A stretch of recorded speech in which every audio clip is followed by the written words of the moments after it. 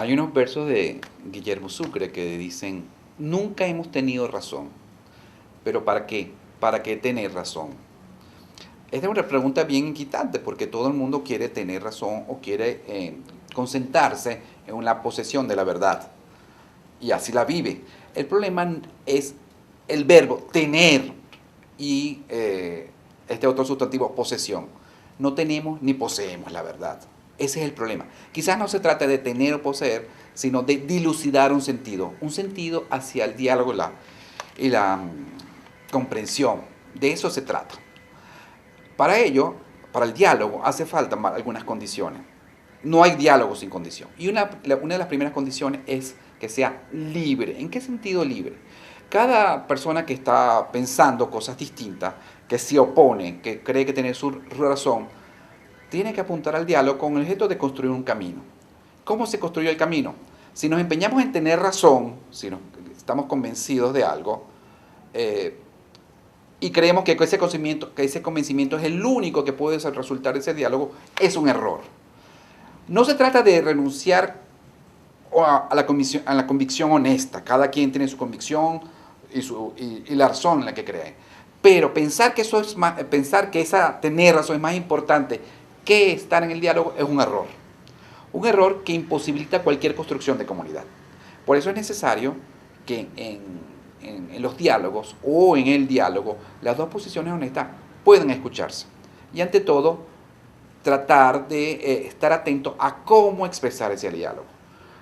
En el discurso no puede haber simplificación partidista, argumentaciones disimuladoras, ataques personales, cuanto más brillantes peor, porque entretienen, distorsionan la búsqueda de una conciliación que busque el diálogo y ver caminos, que esa es la idea del diálogo. Por eso también hay que cuidar la forma y la cortesía. Decía Mariano Piconzala, ¿para qué gritar si podemos entendernos en el tono normal de la voz humana? Hay que cuidar la sintaxis y la cortesía. Si vemos esto, el que piensa distinto, pensamos que puede ser enemigo, opuesto o equivocado, incluso puede que pensemos que tenga una posición aberrante que jamás compartiremos. Pero en el diálogo hay que pensar que el disentimiento es un respeto. El disentimiento como un respeto nos permite ver que el otro considera, o cuando expresamos nuestra posición diferente, pensamos que la otra persona es nuestro igual y que puede llegar a entender nuestra posición racionalmente hablando. ¿Qué quiere decir eso? Que ya el hecho de disentir y compartir en una misma mesa estas dos posiciones, aunque disientan entre sí, ya está haciendo algo bueno. Está construyendo, ese diálogo está construyendo una comunidad. El diálogo en sí mismo es un hallazgo, pero para eso hay que estar libre y entender que hay que cuidar las formas y hay que entender que el disentimiento es en sí mismo un respeto. ¿Cómo puedo entender a aquel que es distinto a mí y que utilizo otra vez la palabra anterior, que me parece aberrante lo que piensa, que creo que es una anormalidad?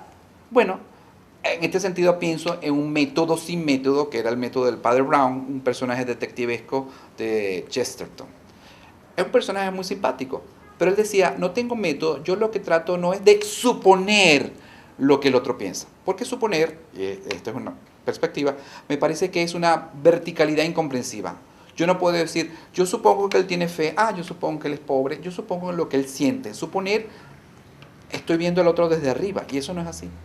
Chesterton, a través del Padre Brown decía, yo trato de meterme en el otro, experimentar lo que siente, lo que mira, lo que padece.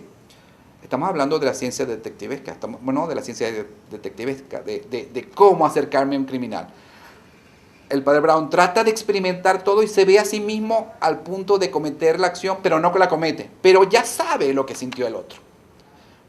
En lugar del otro es una actividad bien difícil que implica de una manera una cierta simpatía o una empatía, como si prefieren esa palabra.